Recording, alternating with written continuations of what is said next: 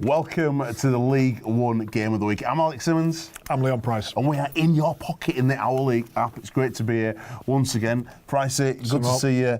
Big news this week. We're starting off big news in League One. Let's go. Former Man of Steel is back. Rangi Chase signs for Doncaster. Firstly, it's great to see the main man back in the game of rugby league. Yeah, absolutely. He's a magician. You know, it's a player that we've missed. He's a player that I'd pay, and I don't like paying for anything, but he's a player that I'd pay to go and watch. He brings great excitement to the game. Some of his trickery and sidesteps and his deception is, like I say, something that we've missed over the last couple of years. So good to see him back. Good luck, Rangi, from everyone here at Our League and Rugby AM as well. And they can certainly do with him because big result. I called it. Big result. London Scholars beating Doncaster 22 points to 6. Did you expect it? No, because I called it. You didn't. No, it surprised me. You know, like I said, Doncaster are a strong team, but London Scholars are on a right roll, aren't they? I mean, well, they go top of the league with that, did they? The joint top with Whitehaven, and it's 1 versus 2 this week. We'll talk about that later. But this game, Doncaster coming unstuck on a long journey down to the New River Stadium. And did Rangi play? No, Rangi can't play till July 14th. Okay, yeah, well, like I say, London are going fantastic this year. When I was at Workington, we suffered a loss down there, and week by week they seem to be getting stronger. Jermaine Coleman's done a fantastic job. It should just go from strength to strength, so yeah, fantastic. There's 5 wins on the trot for London. 5 wins on the trot. In that division, that's not easy to do. It's not at all, especially with the group of players. The playing group will only be very, very small because you can't have big squads in that league because of budget and the player pool, like I've mentioned before, will only be tiny.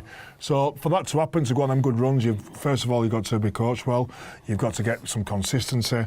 You've got to have a little bit of luck with injuries because you know, keeping your players, because you've only got a small squad. If you can keep key players fresh and you can keep most players fresh and not injured, then that helps to keep your team consistent and going forward.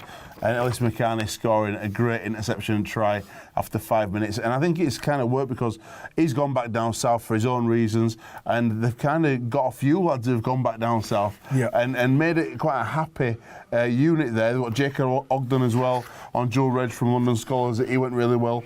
So it seems to be working. Yeah, they've got Johnny Magren back here at Bradford. I were at Bradford with him. Ellis McCartney, Omar Caro, we were from Bradford. They're back in London where they're originally from. And then they've got the additions like you mentioned, and Joe Brown from Wigan. So they've got the nucleus of a very, very good team that a local London lads as well, that playing for the club, it means something. So it's always good to have local lads that have got a little bit of experience of a higher level who can play well for you. Whitehaven, top of the league at the moment, sitting pretty up at the top, winning away at North Wales Crusaders, 28 points to 14. And were you expecting this? You did call this one.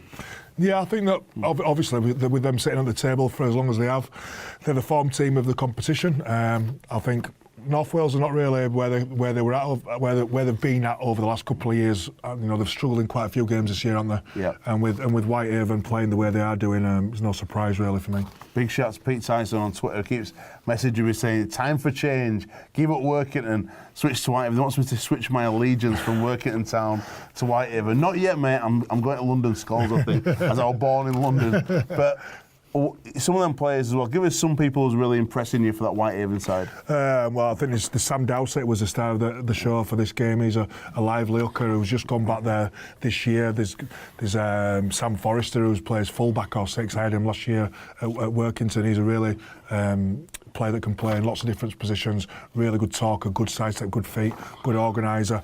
And then you've got your Dion A, who plays 6. Who's really their star player. So, yeah, listen, they're a locally based team with most players from the Whitehaven area who are playing with some real pride for the cause, for the Cumbrian area, and are picking up some results. But let's see if they can keep it going. You called it last week, mate. Oldham 34, Coventry 14. Looking ominous.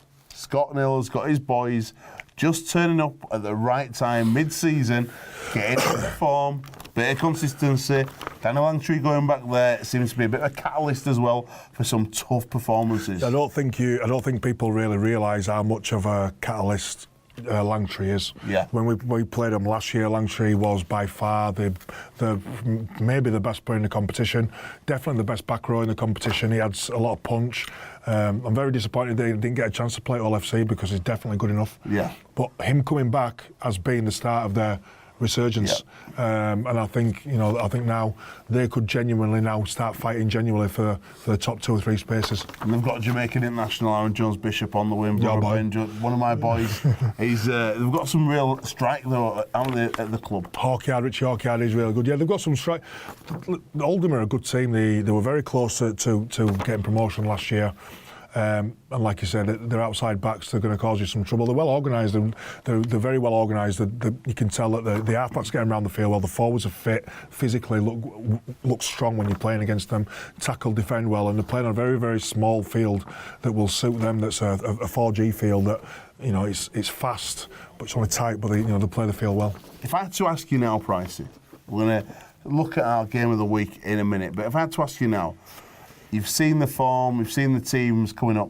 Who would you reckon is going to finish in that top 5? You've seen, because it's a topsy-turvy table this year.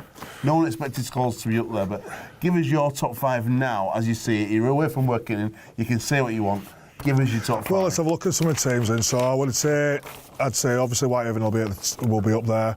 I think Doncaster will come good again, especially with signing Rangi. So I'm going to go Whitehaven, London Scholars, Oldham, Newcastle and Workington. Is that 5? Doncaster miss out? Yeah. Big call. It is a big call. Right then, talking about Workington, your old club, 12-4 win over Hunslet. Great result. Tom Kerwin and Gordon Moore scoring for Workington. Massive result. Yeah, big result. I think we called it anyway. It was expected. I think they're beating them with only 14 men a couple of weeks before. Low scoring game, so obviously both defences were defended well, so a good result, yeah. And last but not least, let's go to our feature game, and it's a big win for the Newcastle Thunder, 40 points to 12, and it's a big win for the Newcastle Thunder, 40 points to 12 over the Keighley Cougars. Let's go up to Kingston Park and check out the action. Thunder on the attack now. Carlisle comes down the short side. Wide pass to Joe Brown. Oh, great pass from Brown, and Agoro's into the corner to open the account for the Newcastle Thunder. Carlisle now to Blank. Gets in between bodies, late offload there to Carlisle. To Coates, steps off his left, spins, offload to Marjane. Marjane, nice pass out of Fitzsimmons, tips it on to Gill, and that's a nice team try again there for the Newcastle Thunder. Kieran Gill scoring. Carlisle now, Blank. Short pass to McAvoy, gets the offload back to Blank, steps, nice offload to Marjane, and that's great support play there for the diminutive halfback, Remy Marjane, the Frenchman. Keighley now, Miller. Goes to the line, goes, fends off Marjane, beats the fullback Young and scores. That's a great individual try by Jack Miller. Keighley now on the attack. Feather looks to put it up high. They're chasing through. I think it's Parker that's chasing there. Taps it back now to Lynham. Josh Lynham. Nice kick and vision there to the corner. And is that Dixon? I think it is, and Dixon will score. Great try there from the Cougars. Crash play near the line there. Doyle Manga, leg drive. I think he's over. I think he may have scored. The referee looks at his touch yard and he awards it. Last play now, Miller's been spooked there. Good kick pressure from Carlisle. Ball goes down. Fitzsimmons plucks it out of the air. Oh, great reaction from Fitzsimmons. Great offload there for Gill. And Gill will run away to score his second of the game. That's fantastic reaction there from the Newcastle Thunder. Great kick pressure from them. Carlisle close to the line again. Use Dormanga. He spins out the contact and that's a great try from the big man. That's his second of the day. Close range try. Good deception there from Carlisle, showing left, comes right to Clark. Clark on to Brown, gets on the outside. Oh, poor defensive error there from Parker coming in, and Brown feeds Agoro for his second of the day. Full time, Newcastle 40, Keighley 12. Another Jamaican showing up on the day, Mo Goru, second in the top try scoring list in the competition. But Newcastle look like, under Simon Finnegan, Dennis Betts, there's a resurgence on the table. Yeah, like we say, it's a real clever move for Newcastle, not just to come in and bring another coach in, but to bring in a director of rugby who's got experience, who's somebody who's been to the top of the game, the very, very top, as in Dennis Betts. You're only going to go in the right direction with somebody working under him, and he's brought in Simon Finnegan, who's been at Toronto Wolfpack with Brian McDermott for a number of years now, and they're getting a reaction that we expected at the start of the season, didn't we? With them bringing the players that they brought in, we expected the form that they're showing now, which is fantastic, which will see them, I think, when it comes to playoff times, be really, really dangerous. Leon, before we saw the action there, you gave me your top 5, right?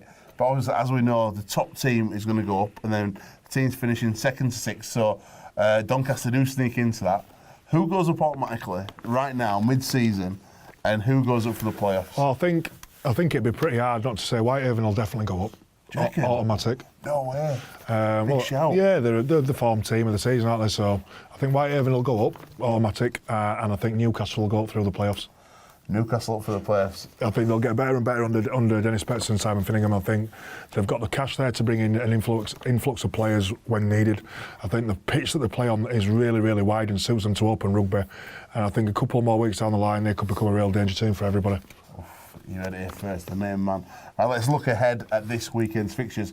Starting with Saturday, we've got 11th versus 3rd, which is a bit of a topsy-turvy one because it's actually Keighley versus Oldham at Cougar Park. What's your prediction? I think even though Oldham are coming good again with the signing of Danny Langtree, I think Keighley are just this bogey team that seem to be able to get wins over any team in the league when they're on.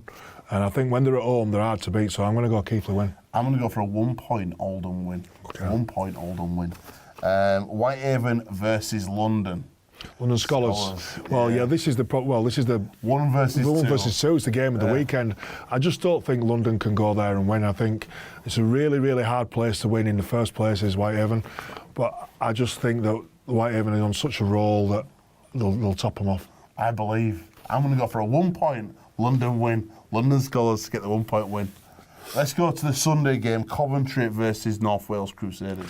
Yeah, I talked Coventry up last week after a great win against Workington, but then they got hammered at the weekend, 34 points to 18 against Oldham. So I'm going to go North Wales on this one. I'm going to go for a 1 point Coventry win. 1 point victory. 1 point again. You're going to go for all drop goals this game. Maybe. Who knows? Doncaster versus the West Wales Raiders. Well, it's not going to be a 1 point. Go for a 1 point win by West Wales. 1 point win by West Wales Raiders. I'll go Doncaster. Rangi's making his debut. He's not yet. He's not making his debut. He can't play till July. Okay, sorry. I'll go Doncaster. I'll go Doncaster win. Doncaster win. Last but not least, Newcastle versus Hunslet. Good game. Like I said, Newcastle are hard to beat on their pitch. They play it really, really well. A high-scoring game. Newcastle win. I go for a 1 point Newcastle win.